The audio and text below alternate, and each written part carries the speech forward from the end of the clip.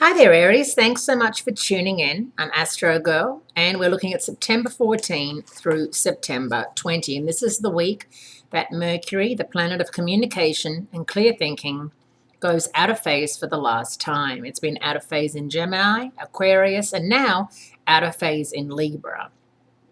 So it's hit all of the air signs. And in Libra, it's out of phase in your relationship zone, your one-on-one relationship zone, how you and other people relate to each other. Everybody relates to people differently. For example, you and your sister have a relationship that no one else has, or you and your boss. Some of your co-workers may despise your boss and say, how can you be friends with him or her? Or how can you even have a lunch with them? And you're like, oh, I find them quite interesting. That's going to be put to the test with Mercury going out of phase September 17 through October 9. Remembering Murphy's Law, whatever can go wrong will go wrong, is in full effect when Mercury is retrograde. Now, we've just gotten over Venus retrograde. We have a couple of weeks, and now we're going into Mercury retrograde. So the planets are really letting us know that we're learning invaluable lessons as the year progresses. This is a last chance week as well, with the only Jupiter-Neptune opposition of the year, the last Mercury retrograde of the year, and Saturn's final farewell to Scorpio. Saturn moves into Sagittarius over the weekend, a much better place for you because, of course, Sagittarius is your fellow fire sign. The only Jupiter-Neptune opposition in 2015 occurs on late Wednesday night, depending on your time zone, Wednesday night, Thursday morning. At first glance, this looks like a confusing face-off between your hopes, Jupiter, and your dreams, Neptune.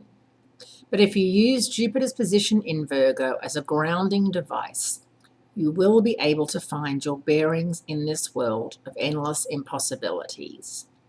Although Jupiter in Virgo can translate into a hypercritical influence, it also comes in handy when you're slogging through Neptune's foggy bottom by making it easier to separate fact from fiction.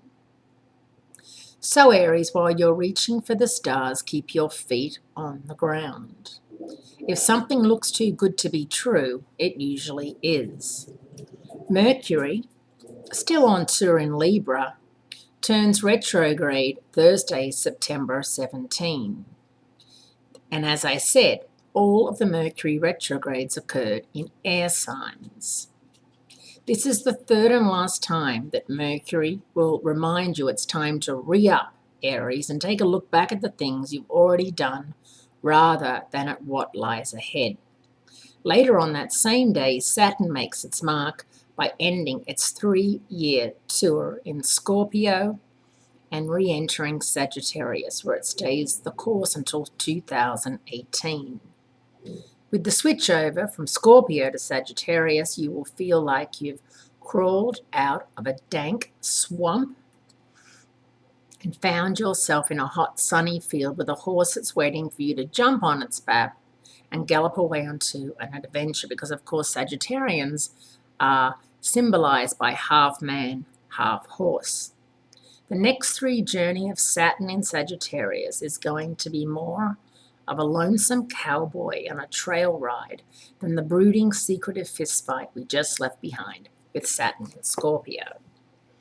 And that is your 9th house of higher education, overseas travel, spirituality, and philosophy. So the next 3 years are going to be very telling and very important to you. However, this week, just remember Mercury retrograde. Be careful what you say and how you say it. Have a great week. Great speaking to you, Aries. Be kind to yourself. And I'll speak to you again next week.